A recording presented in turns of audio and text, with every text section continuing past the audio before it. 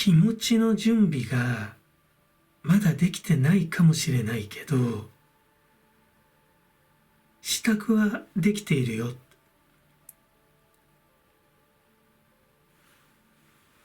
トップにシックス・オブ・ソーズが来てる。勇気を出して別天地を求める。少しでも自分の理想に近い場所に移動する。そのためにはちょっと冒険しなくちゃいけない。このデッキの絵柄だともう大冒険って感じだけどね。気球船みたいな。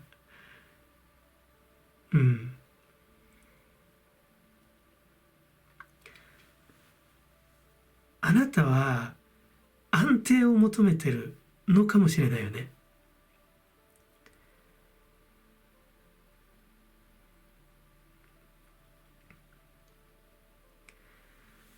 権威主義的な力っていうのが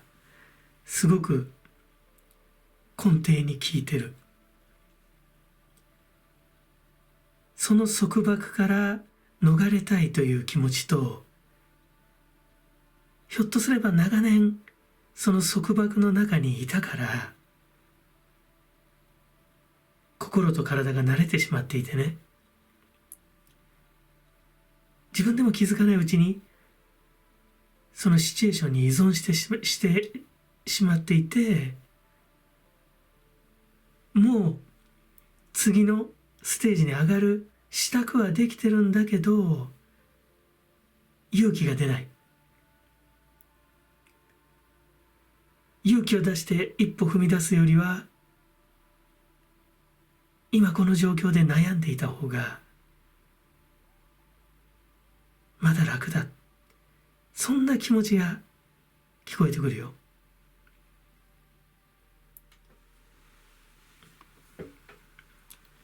この4オブペンタクルスと8オブペンタクルスで、あなたが自分に今何が必要なんだろうっていうことを着々と準備してきたっていうのは出てるんだよね。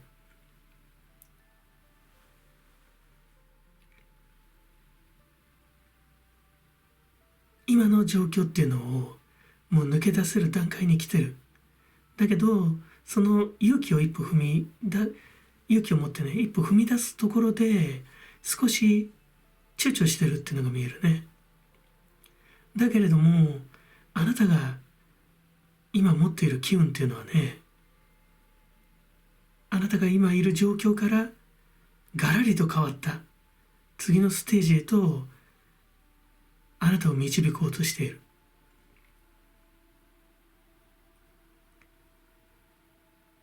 それはあなた自身が努力することで紡ぎ出してきた気分なんだよね。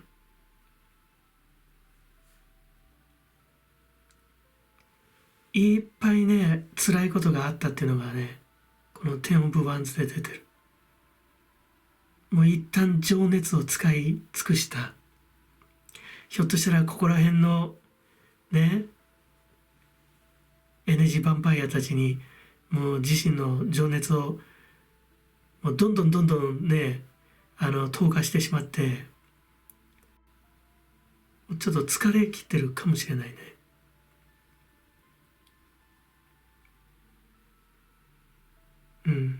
いろんなもんね、背負い込んでるっていうのが出てる。だからひょっとすれば自分が今までいたシチュエーション、その中での自分の役割を演じてた方が新たな一歩を踏み出すより少し奇妙なんだけどね、安堵な気持ちを感じているよっていうのがね、メッセージが降りてきます。だから今なかなかね、もう今だろって、いつやるの今だろっていう状況にもかかわらず踏み出せないでいるとすれば、自分が納得できてない今の現状に心のどっかで依存してないかっていうことを考えてみるといいと思う。それに気づけばね、ああダメダメって気づけると思うよ。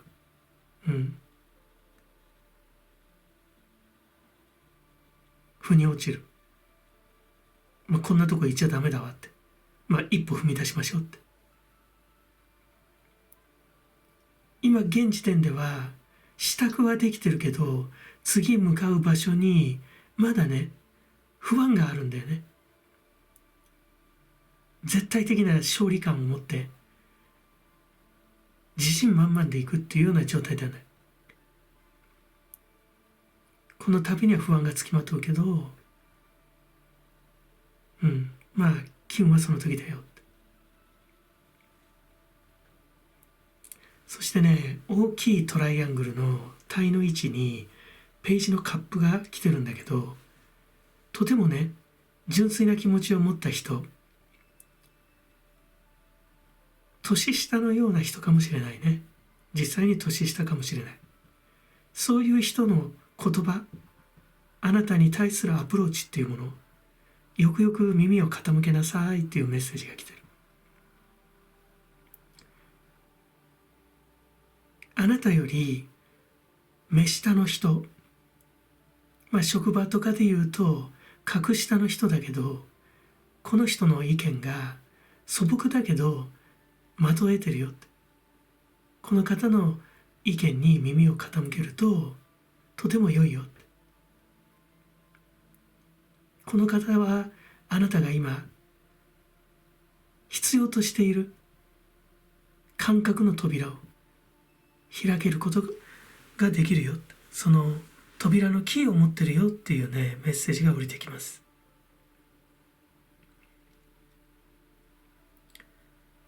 ラバーズもあるぐらいだから、ひょっとすればこの方と一緒に新たな地を目指すかもしれないね。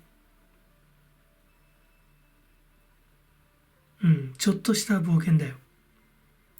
だから気持ち一つだと思う。支度はできてるよってメッセージが来るから、気持ち次第。今の場所にいれば安定感はあるかもしれない。ただあなたは精神的にはいっぱいいっぱい。もう行くとこまで来てる。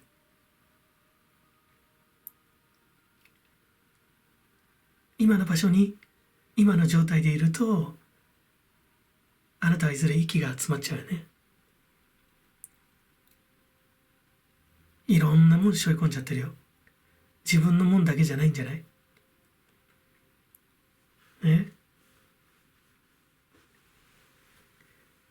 俺たちエネジーヴァンパイアだぜってなんかメッセージが来るんだけど、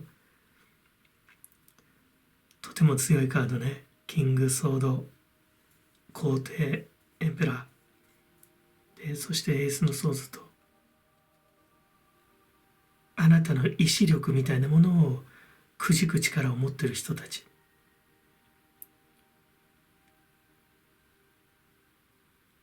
この人たちのご加護っていうものがあるだろうけれども、あなたの気持ち、意志、情熱、心ね、もう封じられちゃうよって。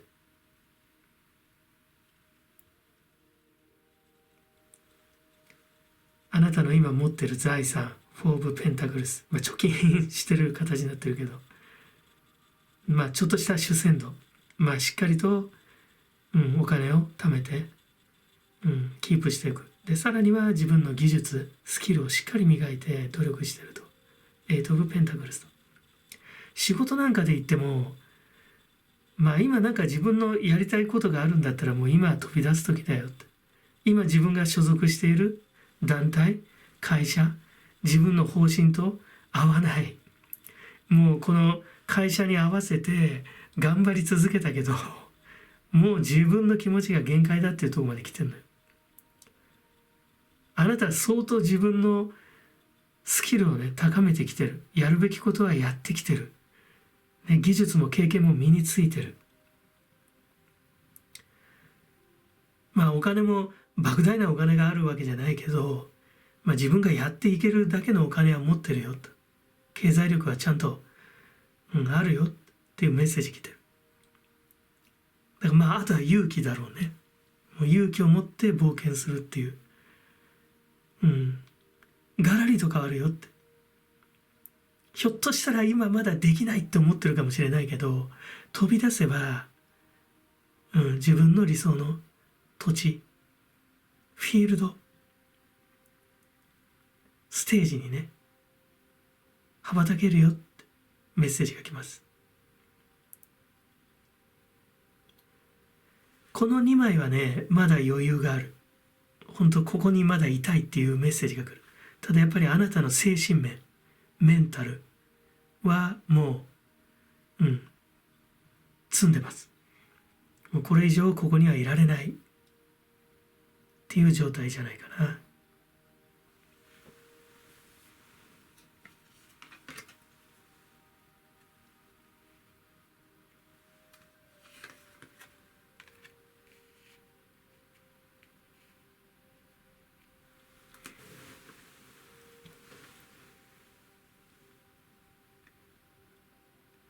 恵みの母、激しい母で、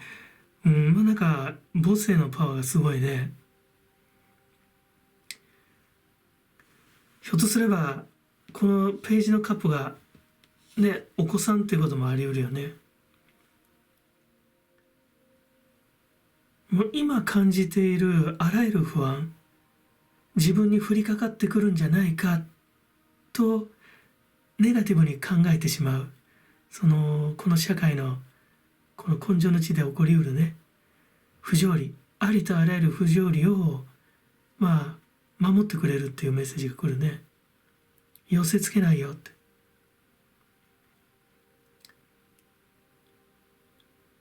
まさになんか千手観音のね、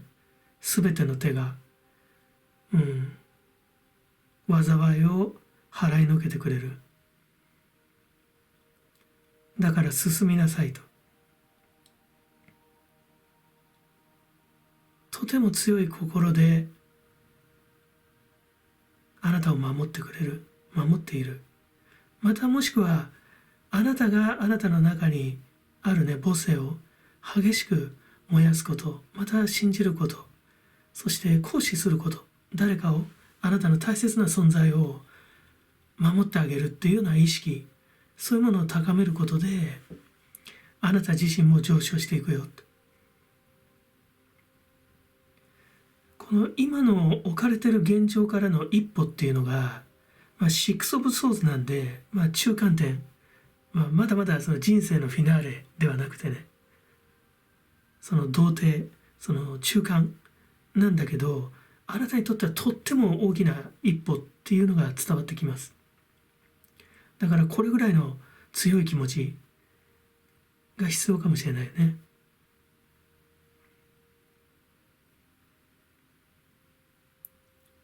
いや、まだここでね、私は準備していたいんだって。なんていうかな、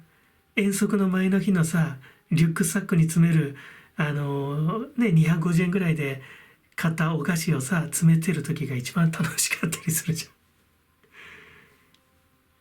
ん。学園祭のね、その準備の段階が一番こう楽しかったりする。なんか、前夜祭にずっといたいっていうような、なんかそんな、なんか、滞りを感じるかな、このエイト・オブ・ペンタクルスに。随分力は蓄えてきてるんだけども、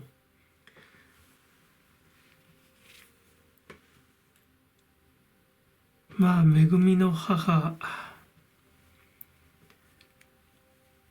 この激しい母の下に隠れてる10オブワンズ、ワンドの10なんだけれども、あなたなんか随分自分の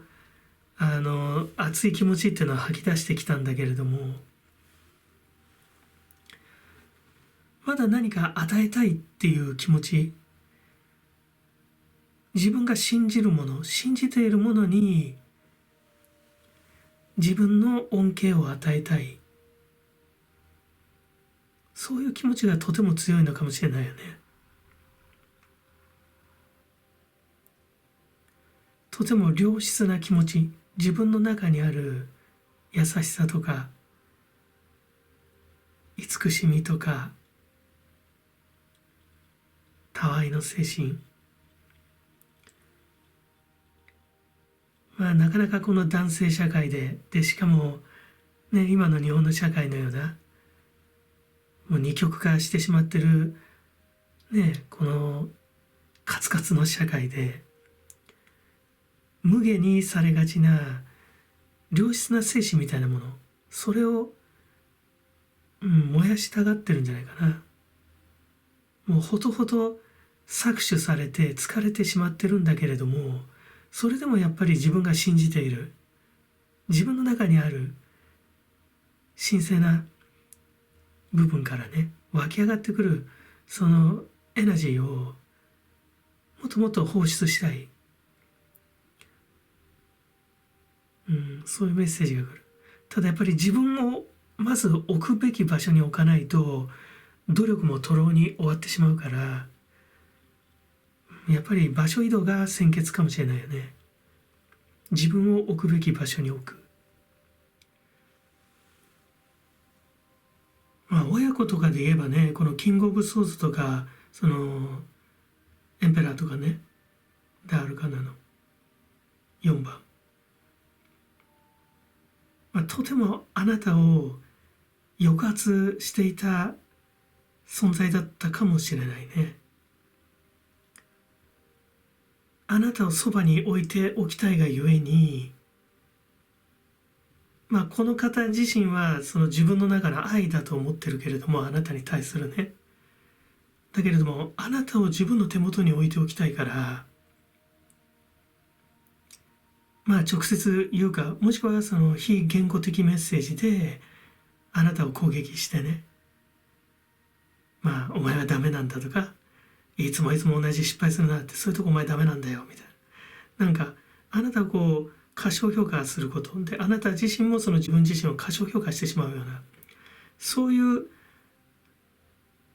一つのこうブードゥーマジックっていうのかな、負のイリュージョンにかけてあなたを抑圧してたと。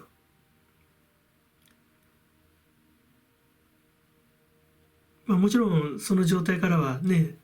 当然あなたがあなたの人生を達成するためには、出ていかなきゃいかんのだけども、この恵みの母のこの母性愛みたいなもの、もう少し変化させると家族愛みたいなものがちょっと屈折して捉えてるかもしれないよね。これがこのエンペラーや、キングオブソーズにかかってくると、とても硬質な力を感じるんだよね。この人たちが考える愛とあなたが考える愛の違い、人を慈しむ気持ち、人に対するその優しさのあり方っていうのもちょっとやっぱりね違ったりするじゃない。この、エンペラーが考えるその優しさとあなたの考える優しさがやっぱり違うかもしれないね。だからそこら辺に関してももう十分気づいたっていうことが、降りてくるメッセージとして伝わってくるから、あなたが今まで受けてきた愛に対するね、アンチテーゼの激しい母ってあなたの中で燃えるこう優しさっていうか、そうじゃないんだってね、私が考えるあり方っていうのはそうじゃないんだって、なんかそんな感じもするね。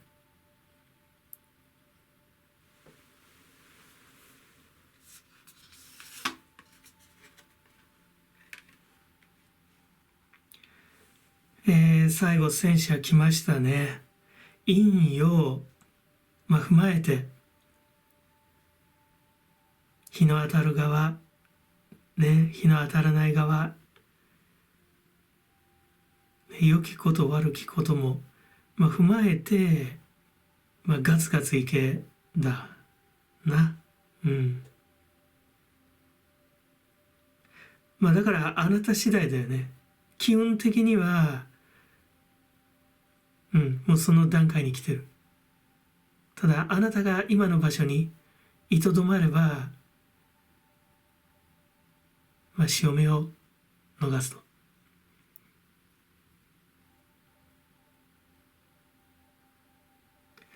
だけどあなたがこの流れに乗っていけばね、状況っていうのは自分でもびっくりするぐらいガラッて変わるんじゃないかな。あれ、私なんで今まであそこにいとどまってたんだろうみたいな。あ、一歩踏み出せばこんなに開けるんだって。なんで早く出なかったんだろうって。自分ってこんなにやれるんだって。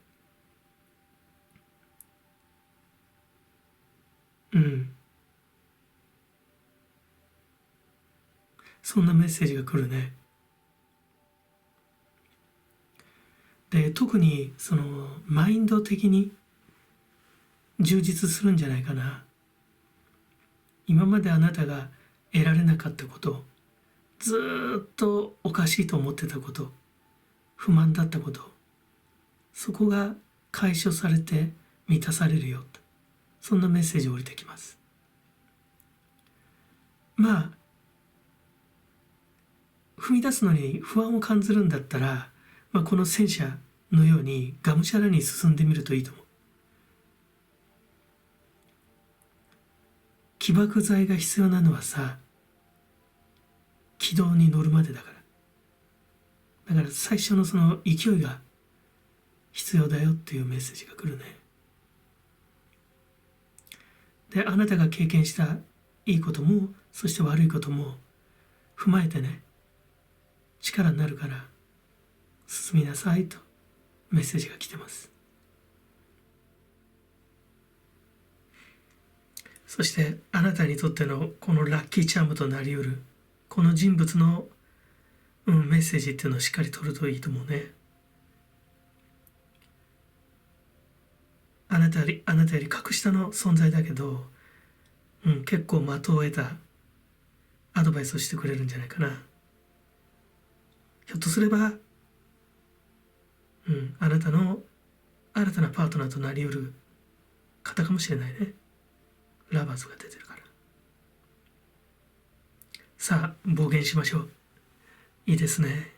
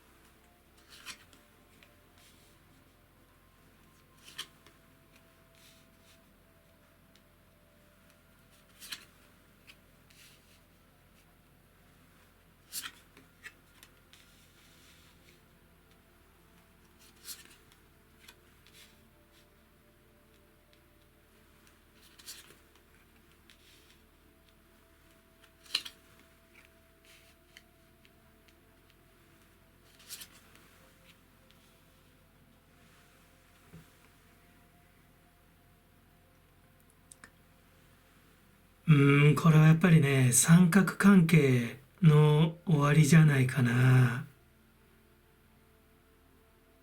どういう形であろうともね、あなたがもう囚われてたこと、悪縁、腐れ縁、もうひょっとすれば自分が意図としてね、分かってるんだけどそこにいとどまらなきゃいけない、このご縁を確かめなければいけないというような、そういう意識に駆られた、そういう関係性。こっちも2オブペンタクルス来てるんだけども、いつもせいてる、何か焦っている、真実を確かめたがっている、自分自身をひょっとしたら道化のように感じてるかもしれないよね。本当はうすうす真実に気づいていながら気づいてないふりをしているような、その際の中に立ち込める暗雲の中でね、いつも気持ちがせいていたよって。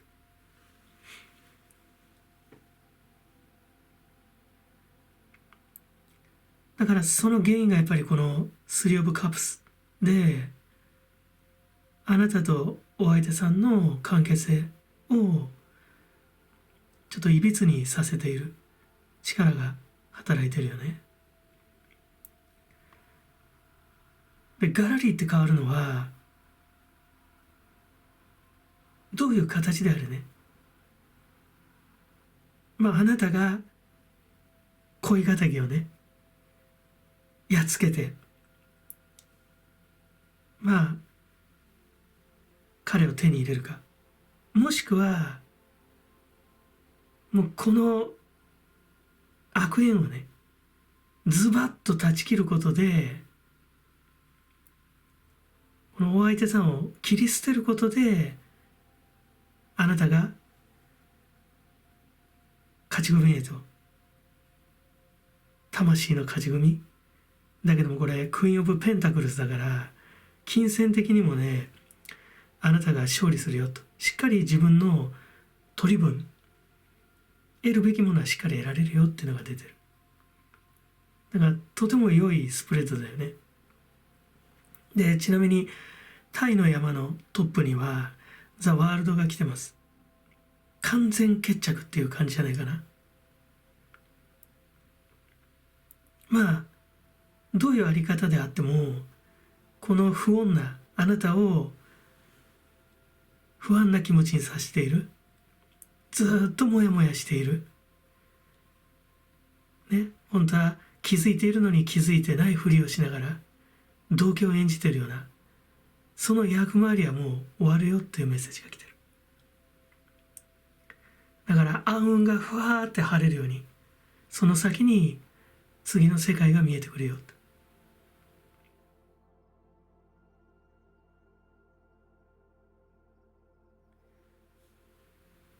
あなたの中にね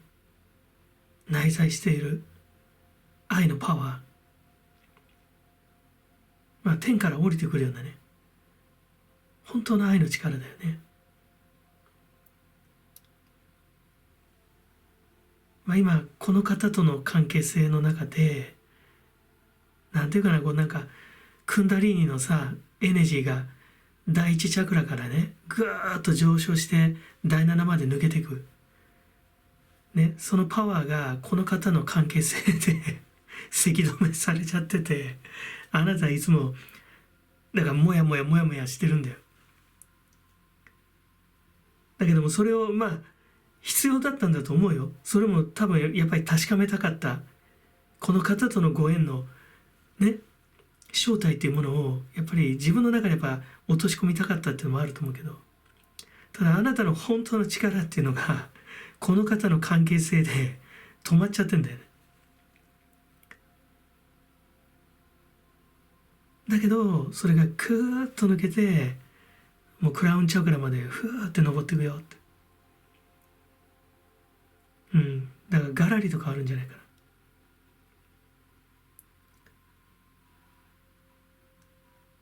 だから仮にこの方との関係性を捨てるんじゃなくて、恋敵との競り合いに打ち勝つにしても、おそらく完成するっていうのが出てるから、この不穏な状態、いびつな関係性っていうのは終わるんじゃないかな。苦労したでしょう。業の山、タイの山のエネルギー源、やっぱこの方との因縁、もうとてもネガティブな波動、これにとらわれて、これが原動力でずっと生活してたよっていうのが出てるから。この段階抜けたらもうね、もう何このジュリアナ東京古いけどなんかセンス持ってもうなんか魂の勝利者ってメッセージが来るな。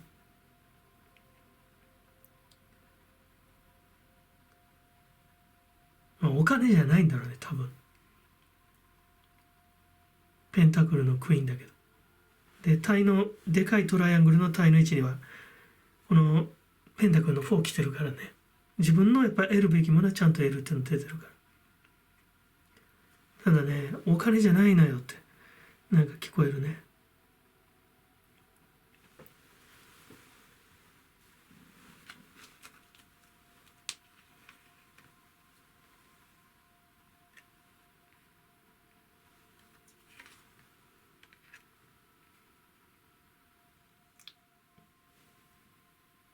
まあね、まあこの関係性の縁切りか、まあ、もしくは競り勝手の成就かってまあ言っちゃったんだけど、まあ、この天国への扉、このカードから来るメッセージだと、あなたが今までね自分の中に溜め込んできた定時のエネジー、それらすべてこの門を通してね工事のエネジーへと変換するよっていうねメッセージが来ます。そこを考えると、まあひょっとすればまあ縁切りかもしれないね。この方の関係性自体をもう完全に終える、そっちの方が強いかもしれない。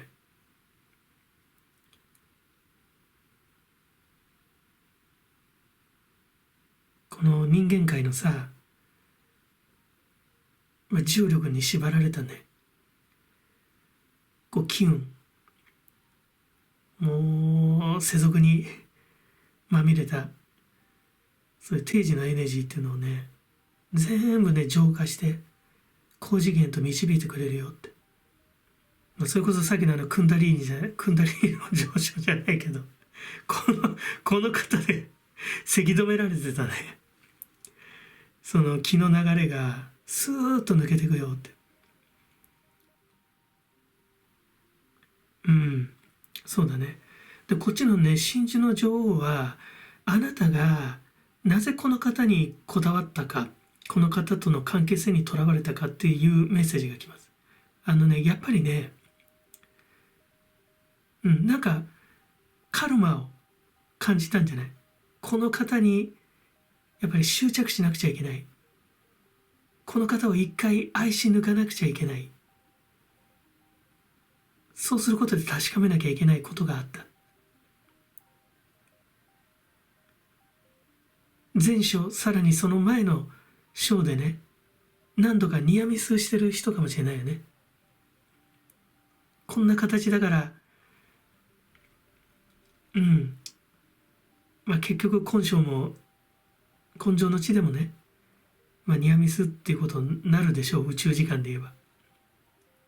我々の時間で言えばもう途方もない時間を吸い取られちゃったかもしれないけど、ただやっぱねこの真珠の女王様はね、やっぱりあなたのね、その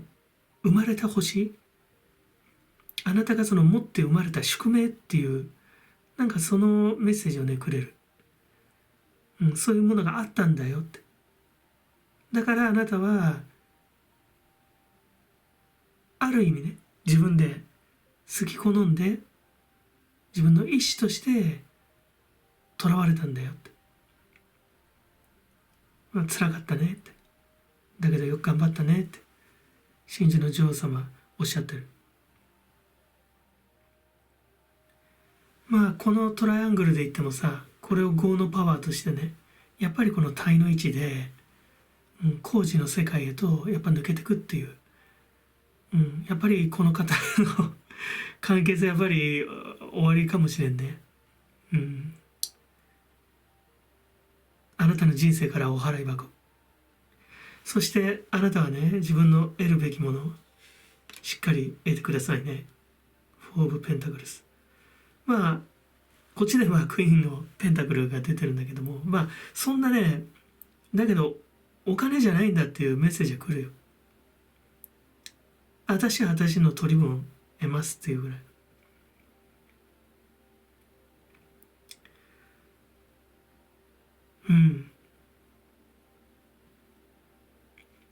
だからやっぱり視界はね相当クリアになるんじゃないかな。今までやっぱりね愛に盲目になってたかもしれないけど、ふわーっとねこう暗雲がさ開けて新たな世界がこう見えるでしょ。本当にガラリって変わるっていうメッセージこれね。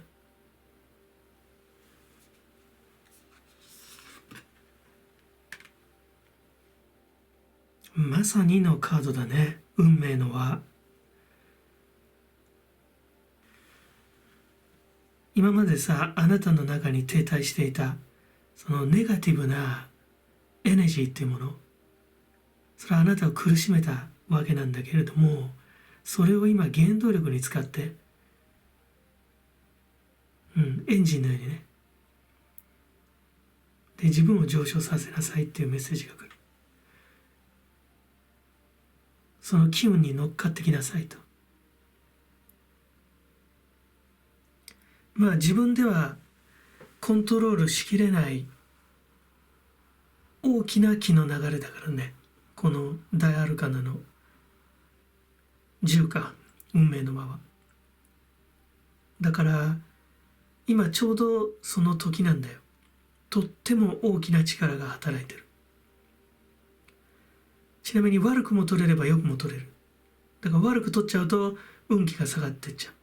だけれどもうまく乗っていけば上がっていくよと。でこの天国への扉っていうのがね効いてるから、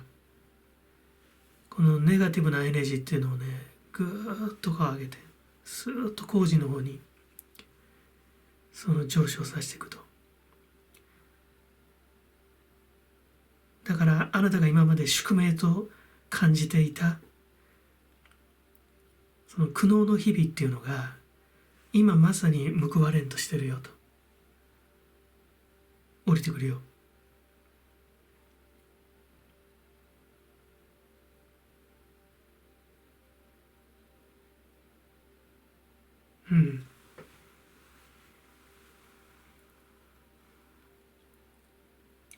まあ陰陽で言えば、まあ、ダークサイドである陰のパワーっていうのはねもうね嫌というほど知ったかもしれない。だからこれからはちょっと陽を意識してこうポジティブに転換していくようなね、意識を持つといいんじゃないかな。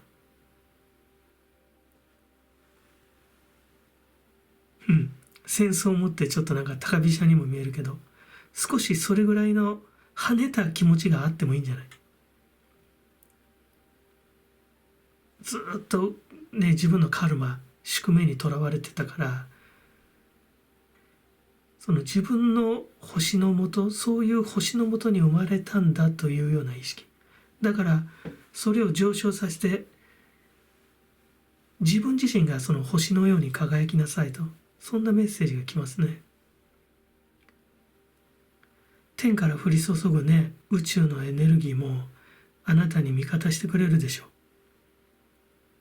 今はその時だよって、上昇しなさいって、もやもやが開けてさ、もやが取れてね、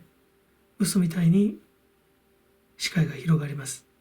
光が差し込んできます。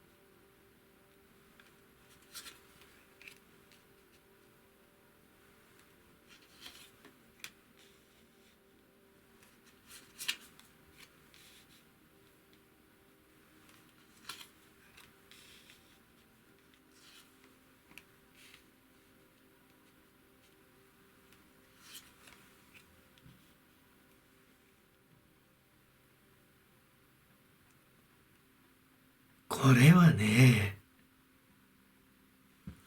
あなたが浮気しちゃったかもしれないね。まあ、お相手さんもそうなんだろうけれども、お相手さんはね、あなたを一目惚れ、もう惚れ込んで、あなたを強引に、めとった、もしくは落とした、ものにした。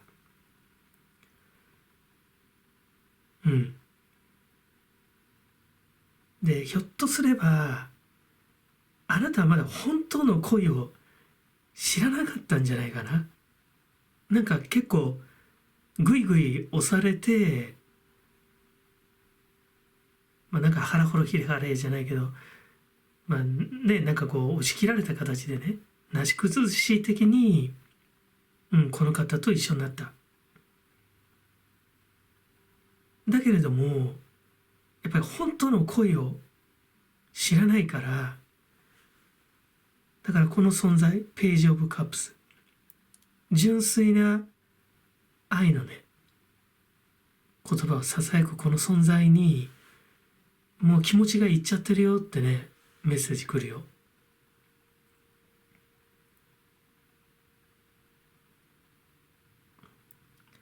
だけれどもね、この方はね、やっぱりあなたのことを自分の所有物だと思ってんのね。だからね、あなたのことをね、ずーっと見てるよ。で、二人が、成就した時のこと、ちょっと強引だったかもしれない。一方的な一目惚れで押し切られて、半ばその時は、しょうがないな、みたいな感じで、そんなにね、愛してもらえるんだったら、言ってもらえるんだったらっていうところで、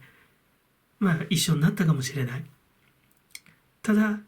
やっぱり本当の恋を知らなかったんじゃないかな。もちろん、あなたがそういう気持ちになってるっていうのが出てるんだけれども、ただこの方も、取った魚には餌をやらない的な態度で、浮気をしてたかもしれないね。そういうことがあったからあなたもなおのことを真実の愛、ピュアな愛を求めた。そうかもしれない。で、この戦車のカードなんだけども、やっぱりね、ちょっとこう、躍起になってる。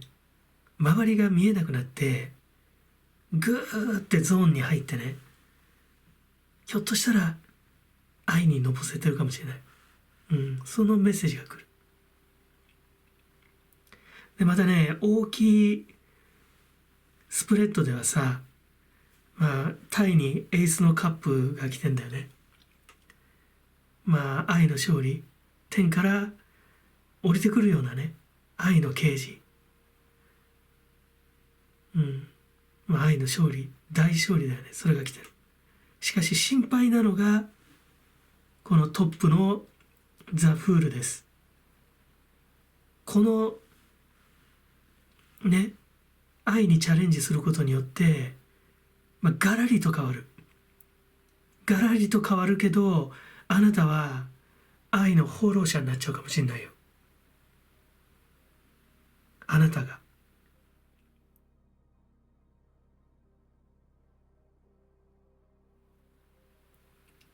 真実の愛に気づくことによって、自分の中に足りてなかったこと、自分が今まで軽んじてたこと、その部分だけが空虚でガランドのままだったところ、そういうエンプティなスペース、ほったらかしで手つかずだったスペースに気づいてしまった。だからその埋め合わせを何とかしなきゃいけないんだっていうね、メッセージが来る。だからちょっとしばらく放浪しちゃうかもしれないね。愛の生活が少し乱れるかもしれない。そうだな。そういうメッセージが来る。でね、お相手さんはね、すごい心配してる。心配してる。あなたをやっぱり自分の所有物だと思ってんだね。自分のところにこのエースのソードね、戦略的にあなたをね、そのしっかりこう抑え込んでおきたい。ね、ラバーズの状態にしておきたい。だからずーっと見てるよ、あなたのこと。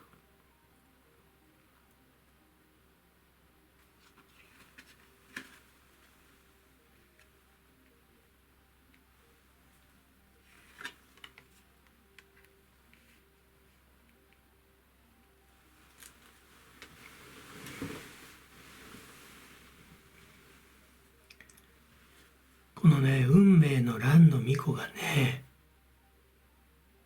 メロディーを奏でてるんだよね。あなたね、自転車、こうペンタクルの2ね、お手玉してるピエロさん。もうあなたはね、もう心ここにあらずでね、あなたのその意中の人と交信しなくちゃいけないって、もう必死になってる。そんなあなたをね、この運命の乱の巫女さんがね、美しいメロディーを叶えてね、もっと愛に走りなさいって、真実の愛を求めなさいって、今はその時なのよって、この乱の巫女様言ってるよ。あなたの中でもう底知れぬようなエネルギーがね、もう丹田から湧いてくるんじゃない。今自分の導かれるように動いてしまっているその行為をね、正当化できてるはずで、この乱の巫女がね、すごい鼓舞してるっていうの伝わってくる。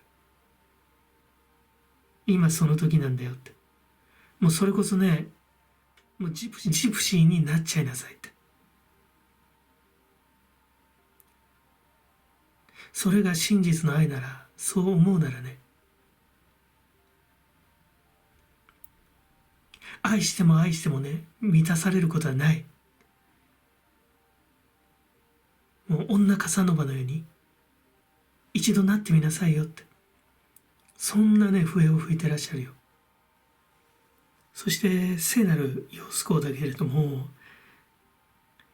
あなたの魂に慣習のようにね、こびりついているこの下界、世俗のルール、その赤や錆を、このね、ヨスコ、聖なるヨスコの美しい流れが洗い流してくれる。だからまあこのなんか並びとではちょっと世捨て人的になっちゃうんだけど、だから一回なんか世捨て人になれとは言えないけどさ、ちょっとね、社会通念から外れるかもしれないけれど、愛というね、社会ルールではその縛りきれないその力に自分自身を投じなさいと、そういうメッセージが来ますね。まあこの両者ともね、このなんかこのザ・フールを賛美してるように見えるんだよね。愛のジプシー万歳みたいな感じで、あんまり放浪しすぎてもいけないけど、ただやっぱり今はその時かもしれないね。だから結構過激にガラリと変わるんじゃない、生活が。だ今までずっとオンロードで画一的な道を進んできた。だけれどいきなりオフロード出てね、もうちょっと地に足がつかないぐらいの展開が待ってるかもしれないね。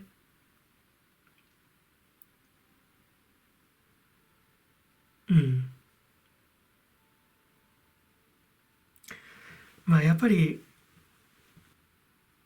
あなたがやっぱりね、本当の恋っていうものをなんか知らないままに今、もしくは今までのそのパートナーと、結実してしまったのかもしれないね。だからそれがその自分でその探り当てられてなかった自分のそのノータッチアンタッチャブルなそのプレイスに気づいてしまったことによって、その空虚感を埋めるためのその旅がこれから始まるよと。まあ遅くはないんだよ。まあ今から始めなさいって、そういう時だよっていうメッセージきます。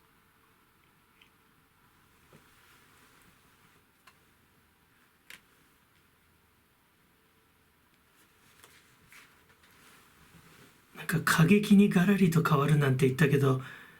結構やっぱり過激なの来たね。塔が、タワー。まあ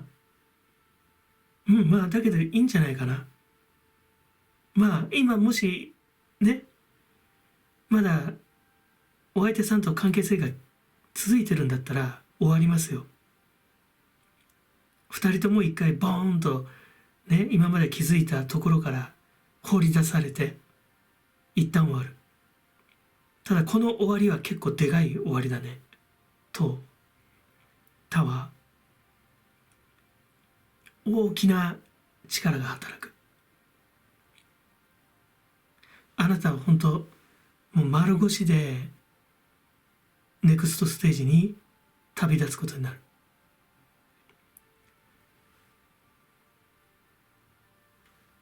この天女様たちはね、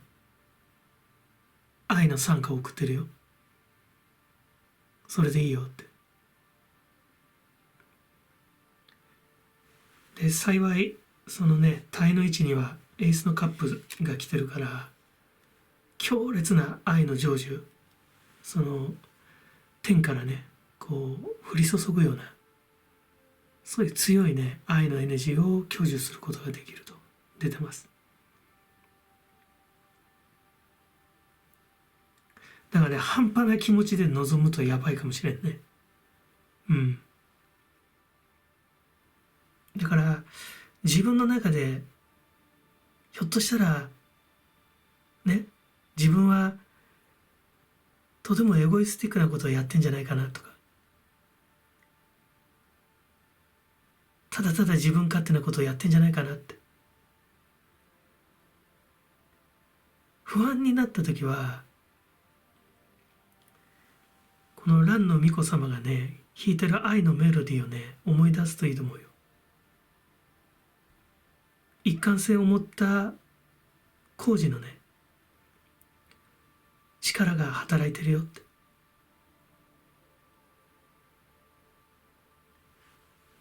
一旦はその魂にねこびりついてしまった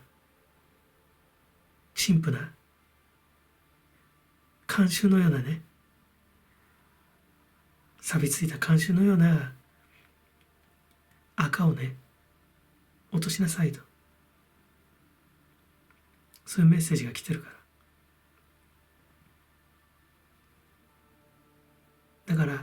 ボーンと放り出されてさ、新たに始まる